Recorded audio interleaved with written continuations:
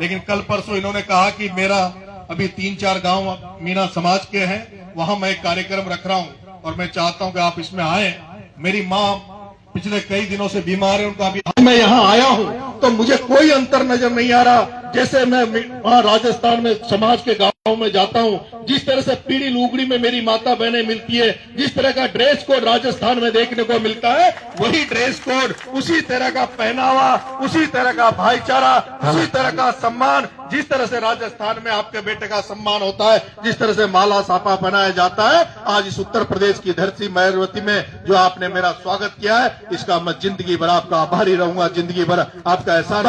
मेरी माता बहनों, मैं भी मेहर गोद का हूं, मेरे मामा जोरवाड़ हैं, मेरी दादी खोकड़ है, और आज से 150 पौने 200 साल पहले आपने सुना होगा करौली जिले में एक टोडा भीम गांव विधानसभा है, टोडा भीम तहसील है, उसी टोडा भीम से माइग्रेट होके, जैसे एक मेरी माता जी कह रही थी अभी जब गांव से निकल रहे थे कि बेटा मैं भी अलवर की रहने वाली हूँ, मेरा पीहर अलवर में है और मैं कावट गोद की हूँ। उसी तरह से 150 साल पहले हम लोग भी करौली जिले के टोडा भीम से माइग्रेट होके और हमारे पूर्वज उधर बारां और कोटा की तरफ चले गए। आज हालात यह है, हमारी बहुत बड़ी संख्या मध्य प्रदेश में है, बहुत बड़ी संख्या, जिस तरह से अभी बता रहे थे कि हमारे इस जिले में 3-4 गांव हैं, लेकिन बुलंदशहर के आसपास बहुत बड़ी मीणा समाज सामान्य वर्ग में आता है। वहीं जहां राजस्थान में मीणा समाज अनुसूचित जनजाति एसटी वर्ग में आता है, और मध्य प्रदेश में चले जाओ तो वहां हम ओबीसी वर्ग में आते हैं। चारों तरफ से हमें अलग अलग बांट दिया गया, जाति एक। और आपने देखा होगा पिछले दिनों तो राजस्थान में भी जिस तरह से हमारे लोगों ने संघर्ष करके हमें एसटी का दर्जा दिलाया, आरक्षण में हमें दिलाया, उसको छीनने का प्रयास किया गया। मीणा का एक नाटक करके और आरक्षण को छेड़ने का प्रयास राजस्थान में किया गया, लेकिन राजस्थान के पूरे मीणा समाज ने एक जाजम पर इकट्ठा होकर ताकत दिखाई, जिसकी दम पर सरकारों को पीछे झुकना पड़ा। अगर कभी मौका मिला, आज जिस तरह से मुझे पता लगा कि उत्तर प्रदेश के मीणा समाज सामान्य वर्ग में है, मध्य प्रदेश के मीणा समाज ओबीसी वर्ग में है, राजस्थान का मीणा समाज एसटी वर्ग में है। राजस्थान में तो पूर्व हमारे जो अलवर में पैदा हुए कैप्टन छुट्टनलाल जी मीणा, उनकी देन है कि कैप्टन छुट्टनलाल जी मीणा जब उनके टाइम पर जब वो इतने जागृत थे, इतने आगे थे कि उन लोगों ने कोशिश करके लड़ाइयां लड़के और हमें एसटी का दर्जा दिलवाया। कभी आपका बेटा अगर कभी किसी लायक बना तो कभी न कभी पूरे देश के मीणाओं को एक करके कभी न कभी दिल्ली में बैठेंगे। पूरे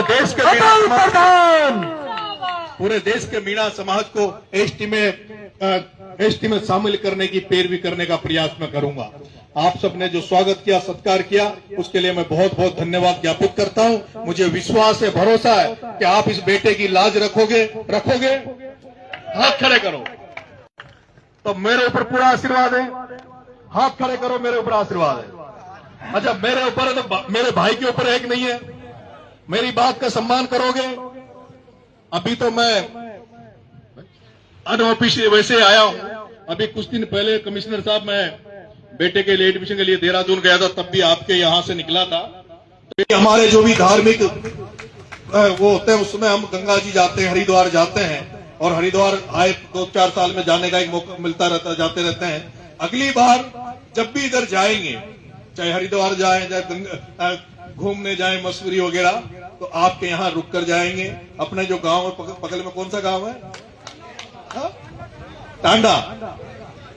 अच्छा, तो एक रात, और भाई साहब के चुनाव में 2 साल में लड़ा हूं, और ये देश में इतिहास होगा कि 3 चुनाव 2 साल में 3 विधानसभा के चुनाव लड़ा, और अलग अलग जिलों से लड़ा, अलग अलग कॉन्स्टिट्यूंसी से लड़ा, और मुझे एक विधानसभा में 60,000 वोट मिले, एक में मुझे 53,000 वोट मिले, एक में मुझे 45,000 वोट मिले। और केवल वहां वो जो वोट मिले, उनका जो गणित था वोटों का, जो सामाजिक आंकड़े मैंने जब निकाले कि किस कौम का, किस जाति का वोट मुझे कितना मिला, तो आप सौभाग्यशाली महसूस करेंगे कि आपका बेटा मीणा समाज में पैदा हुआ।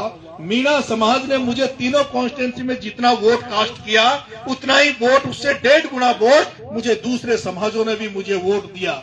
और अब मैंने जिस तरह का मैं अब आगे बढ़ रहा हूं, मैं सोचता हूं कि केवल एक जाति से भी काम नहीं चलता। आपको अगर आगे बढ़ना है तो सभी जातियों को साथ लेके चलना पड़ेगा, सामंजस्य बनाना पड़ेगा, सर्व समाज की बात करनी होगी, तभी आप आगे बढ़ पाएंगे। चाहे आप व्यापार करें, चाहे आप नौकरियों में जाएं, चाहे आप राजनीति में जाएं, जहां कहीं भी आरक्षण के नाम पर दो जातियों को, गुर्जर मीणाओं को लड़ा